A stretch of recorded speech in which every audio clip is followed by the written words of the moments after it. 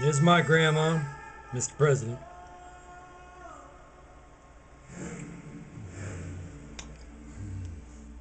Some of the things I've done in my life, my mom. I did this after I was crippled and couldn't walk. There's a lion for one of the teeth I wear around my neck. And my medicine here. There's a lion's tooth. And I guess I'll show you a little bit more of me, alright? I wrote Peace Up 13 years ago in a jail cell. They call me Thor. This is me on the front page of the city region putting up names of people who have died in this drug war. And this is what I intend to do for the rest of my life. You know what I mean? So, Mr. President, I'm playing the Rainmaker right now. It's the Power of One. My name is John Arthur Ernst, Chef John, aka Thor. I got some questions for you, Mr. President.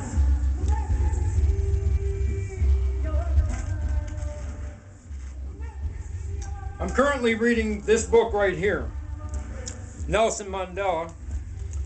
And the reason why I show you that book, and the reason why, hello computer, I show you all these books, okay, is that I'm a learned man, okay?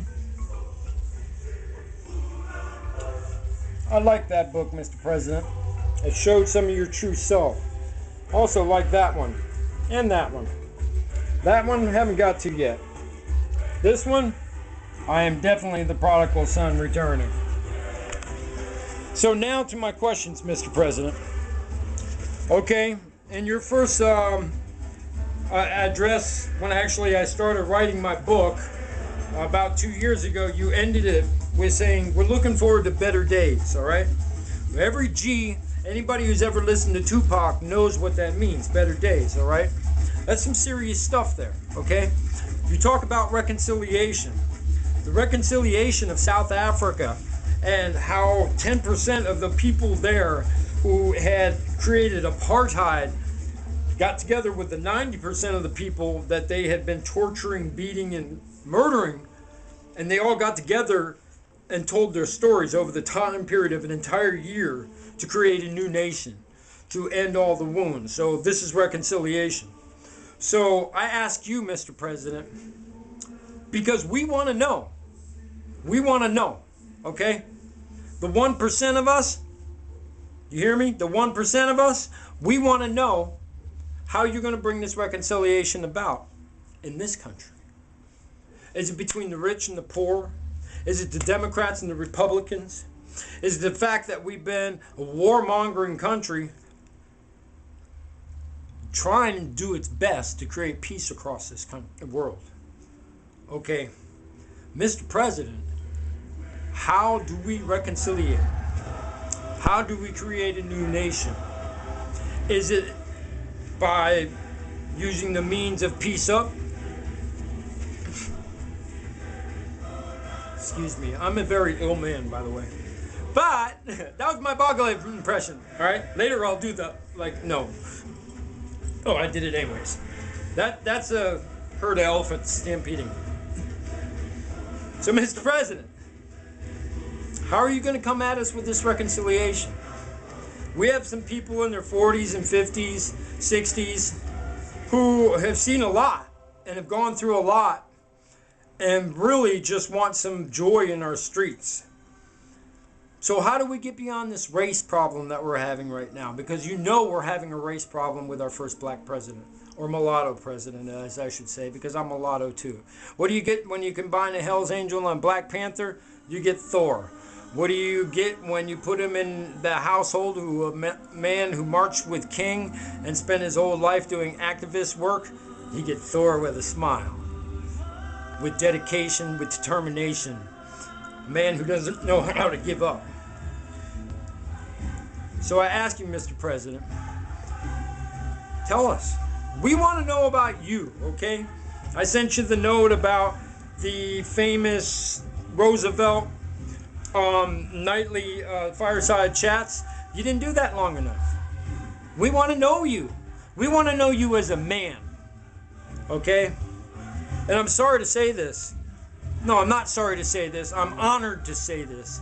And I'm empowered to say this. And I believe your wife and your 2 children would stand with me when I say this, all right? The greatest healers, the ones that you stood beside and thought about as you're looking at Lincoln, as you're looking at King, as you're thinking about possibly Ghandi, as you're thinking about Nelson. He's the only one who's alive. All the rest of them are dead. They gave their lives, man. They gave their lives, brother. That's heavy, man. So you're our president now. We want that from you. Not to give your life, but give unto us what these people did. What these people did to change our world, okay? What these people did. I read that. Great book. Okay? Nonviolence, communication, reconciliation, better days. We need a plan. Not just one little thing here, one little thing here, because you're getting us all confused. Give us an American movement. Give us a movement that every child and every grandfather will understand and respect. Because we need to think about the next generation.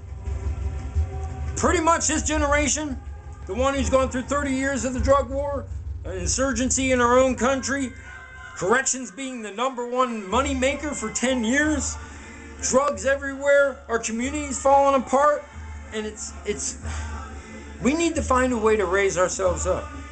We need to realize these hands and this mind and this heart, when focused, can live up to true American dream.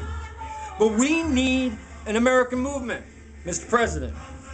So you talked about giving us hope when you came in. Well, now do the job. Figure out how you're going to do the job and do the job. I read all the White House page, well, not all of them, but I read a lot of it, man, and I understand, right? The brother over here, man, see, man, things ain't right. And the white guy over here, well, they could be a little bit different, you know. I'm trying to make fun of it. Y'all remember when one of the funniest skits ever on Saturday Night Live was with Richard Pryor and John Belushi, and all they did was sit there and throw racial slurs at each other. The funniest thing I ever saw. We need to bring that laughter back, man. That laughter that we were gaining in the 70s, that energy that was created in the early 80s when the communities were about to step out into their real power before the drug war started in 1984, before we shut all our doors. We need to come back out, Mr. President. We need to come back out for a reason. Okay? You need to give us that reason. You need to create the American movement. Michelle, I'm sorry I don't know your children's names. But kids, I think you understand what I'm saying. Okay? Here your father is. And here he is, long awaited for. Long awaited for. Long awaited for. Okay? How long does it take for us to truly mold this country into what it should be and what we want it to be, for not for our children, but for our grandchildren, okay? You know, the Native Americans, 7 generations is how far they look forward. That's what happened at Wounded Knee. They looked ahead 7 generations and said, we will fight no more. And then Wounded Knee 2 happened in 1974. If you don't know, you got to do some research on that. My father was there and trying to help with these tribes. So, that's the bottom line, man. We're all citizens. We're all free. We all got heads, we all got hands, and we all got hearts, Mr. President. So show us how this reconciliation is going to happen. How is it going to take place? It's not by one law here and one law here and one law here. All right? It's about an American movement, 100% American movement. Every citizen in this country should have the blessings that all the citizens in the other countries in the second world and the first world have, right? And we're getting to the third world the best we can. Okay? But we got third world right here in this country, man. Third world right here in this country. We got caskets going in the ground. We got people shooting people. We got people just stealing from people nonstop. We've got unemployment. We've got all these problems. But we got you as a president. And you gave us a seed of hope. Okay? Plant that seed in the good earth. Okay? And that sounds Christian, but in the spiritual form,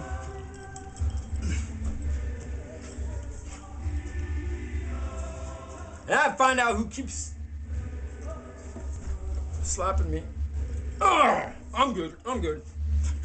So, Mr. President, that really hurts a lot. Show us how to reconciliate. Black, white, yellow, red, rich, poor, agnostic, atheistic, spiritually attuned, the rich, the poor, the gangsters and the cops, the bikers and the brothers. Show us how to reconciliate, man.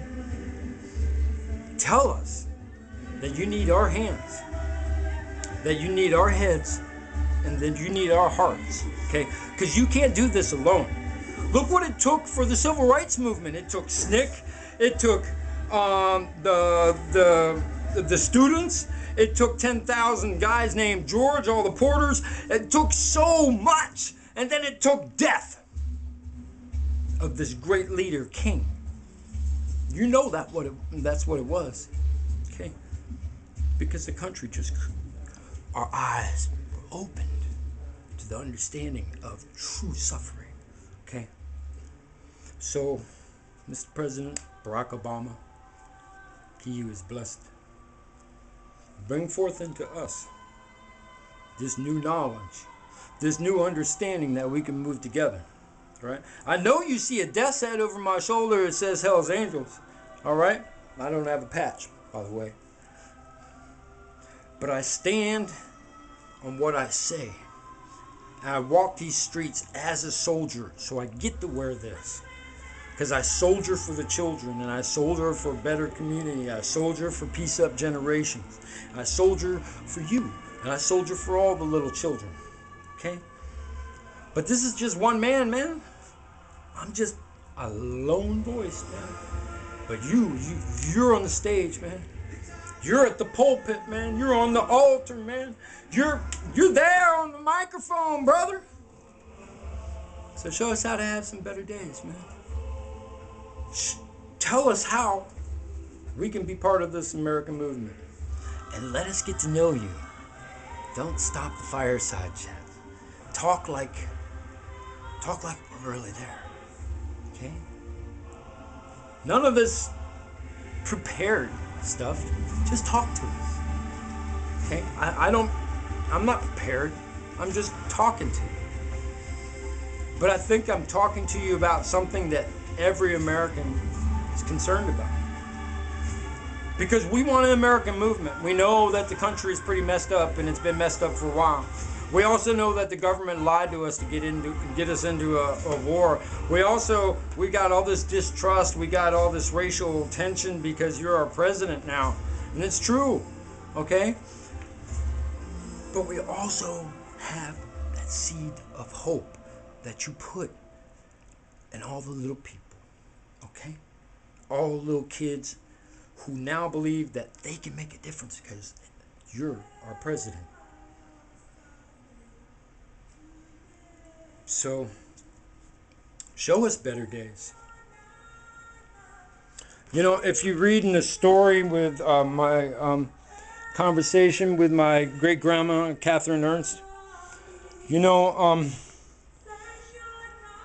what happened after the Civil War is she said great-grandma was 100 in 1980. She's got a memory like mine. If you read some of my stories, you realize that my first 5 chapters of my book, I'm not even 9 years old yet. I could tell you a whole lot more that happened, but I'm trying to stick to the book and, you know, bring you through. So she's talking, and she asked her mom, okay, So she, 1980, she's 100.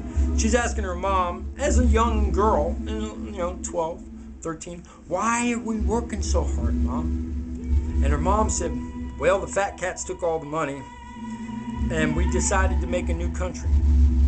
So we just started working. The men started building and plowing the fields and doing all the hard work, and the women started cooking and cleaning, and then the musicians would come out once a week, and a great joy would be held by all for all the hard work that's done. It took years, and that's why we're working hard to make a new country. That's what was told to my great-grandmother in about 1892, 1893. So let us get to that point. Okay, because we're talking about after a civil war. We don't need a civil war here. We need a direction. We need an American movement. We need our president to step out like a president never has before. It might cost you your life. This video might cost me mine. But I'll tell you this. They've been trying to kill me for 13 years and they still haven't succeeded. They've been trying to stop me for 13 years and they still haven't succeeded. All I do is get more and more powerful, more and more blessed, more and more dedicated to getting this job done. To maybe having this conversation. Maybe my whole life has come up to this moment to speak to you, to have this conversation now. So, man, you talk about... I was on the bus one day, and this man, he was from Africa, right? And when I was watching a lot of the footage of what was going on down in South Africa, the exact same thing happened, okay? The boycotts, everybody began working together. The gangsters and all them, they put down their guns to create this communication and this able to feed their families, because suddenly them being G's and making that extra money off it didn't matter anymore, because everybody was involved. Everybody was involved. And soon a new country was born. Okay? But they sang this song, okay? And I turned to the African brother on the bus and I said, what does this mean? And I'm going to say this, okay? For all these people, all right? For all these people, all these names on that board, okay? And all the names that we've lost, and all the cats upstate, and all these people who are poor, who are suffering, who are citizens of this country, sitting in jail cells, sitting in poverty, sitting in homelessness, sitting without a job, sitting 1 week away from losing their home. I'm going to say this for all of us. What they're saying, why us? Why us? So, Mr. President Barack Obama, step forward. We're waiting. We are waiting. All we need to see you do is take that seed of hope you have and plant it in the good earth. Okay? We shall make it grow. You can't do it alone. I can't do it alone. But as an American movement, I believe we can do it together. So let us get to know you again. You only got a few years to get this done. All right? Get us to open our doors and our windows again. Get us not to be afraid. I'm going to do my part, okay? I'm going to bring the brothers together the best I can. I don't think they're going to try to kill me anymore, because they seem to think Thor might know what he's talking about. Thor might be fighting for his little children. Their little children. I don't care where you come from. I don't care what color you are. I don't care if you hate black people, hate white people, hate.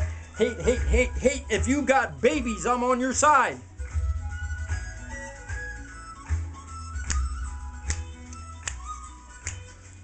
Can you feel me?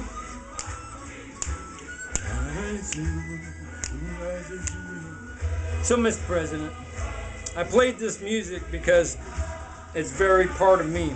It's called The Power of One, the one voice who brought all the voices together. So, Mr. President, Won't you, can't you, won't you rise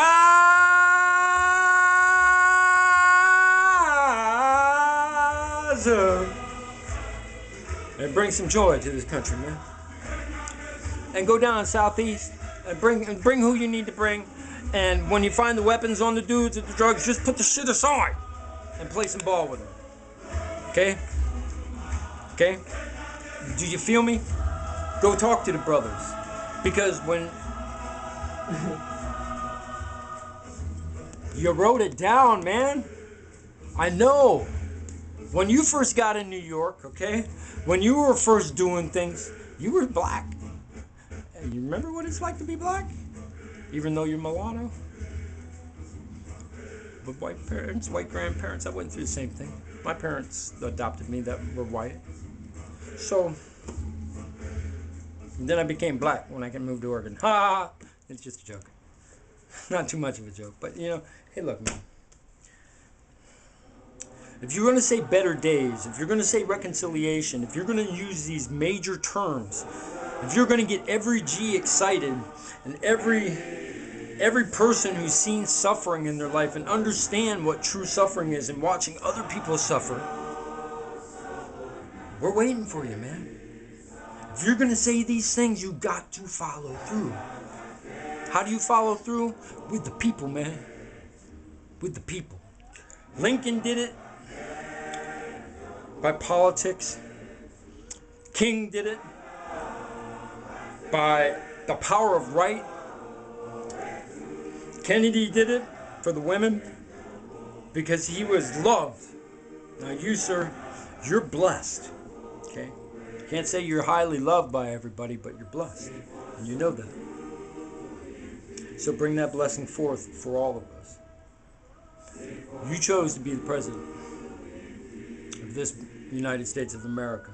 At this time, let this country become the possible beacon for entire humanity.